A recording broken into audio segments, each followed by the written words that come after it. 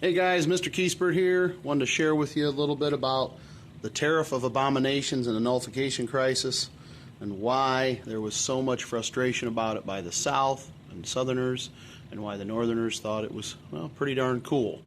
The first thing is that there was a specific defined split between what were the northern states and what were the southern states, and that would continue on through to the middle of the 1800s. Around the 1840s, 50s, and into the 60s when the Civil War started. In the North, you saw a lot of factories that were springing up all over the place, and we're going to talk more about that in future sections about how the Industrial Revolution took place, mainly in the North. Because of that, since most of the population was in the North and most of the factories were in the North, the Northerners made a lot of their own products to benefit themselves, and not so much the Southerners. So Southerners were limited on who their trade partners were, and therefore it almost became like we had two separate economies. In order for the Southern states to develop a trade relationship, they had to find a good solid trade partner, and that trade partner became Great Britain over time. Great Britain was very much interested in the products that the Southerners could grow agriculturally and ship over. And Great Britain was more than happy to take those raw materials, turn them into manufactured products that they would then sell either back to the South or around the world. It became a very mutually beneficial relationship. So originally, for example, Southerners would grow indigo. They would ship that over to Great Britain. They would turn that into dye, and then they would take that dye and they would use that to dye textiles, which were then sent back, cloth, sent back to the South as a manufactured finished product. And so the South would win, Great Britain would win. It would be an excellent economy in that regard. This created a discrepancy between the two regions.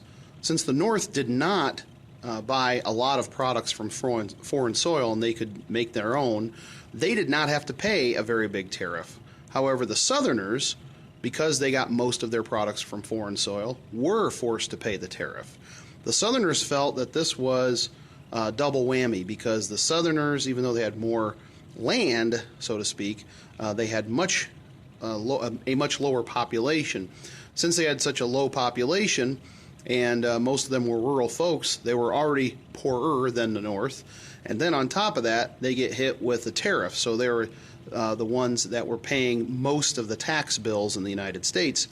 The Northerners loved this idea because they didn't have to pay so many taxes, but they were getting a lot of those benefits because most of the projects that were being done were connecting the East to West, mainly states like Michigan, Ohio, Indiana, to places like Pennsylvania, New York, and New Jersey. But the southern states were not getting those benefits. So, of course, many of the southern states felt that this was a tariff of abominations. It was just abominable that they should have to pay taxes on already a poorer population that would benefit the region of the country that had more wealth, even though they had more people. And it was not viewed as a system that was beneficial to Americans. It was viewed by Southerners as a system that was only beneficial to Northerners. As time went on, this led to something called the Nullification Crisis. The situation took place when South Carolina, among other southern states, decided that they wanted to nullify the federal tariff, basically cancel it out, ignore it. President Jackson in the upper left said, no, South Carolina, you have to pay the taxes. It's too bad. You might not like the law, but there's other ways to try to work on getting rid of the law. You can petition Congress, you can elect new members to Congress to get it changed, but you can't just ignore it. That's not how things work, which of course Jackson had the Constitution on his side. The guy in the bottom there is John C. Calhoun. He's a little younger in this picture, but he represented South Carolina. He was actually the vice president under Jackson, and he was very much a supporter of Southern rights and states' rights. And he said, by golly, we are going to nullify it whether you like it or not. We're not going to pay the tax. We're just going to ignore it because it does not benefit our state. And we're going to encourage all the other southern states to do the same. And, of course, many other southern states were right there with them. Yeah, absolutely. Georgia and North Carolina, among others, said, yep, we support you, John C. Calhoun. But President Jackson said, well, I tell you what, here's the deal. If you don't pay your taxes, we're going to send the Army right down to you, and we're going to make you pay your taxes. And if you don't do so, well, we're taking over your state.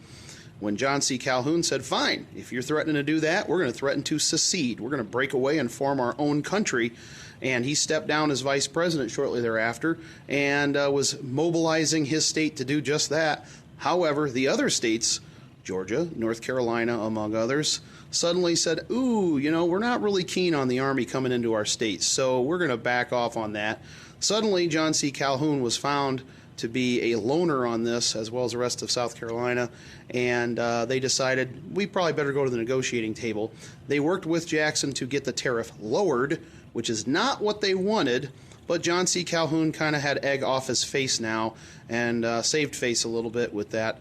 But it made Southerners really resent the guy that they felt they elected as president, Andrew Jackson.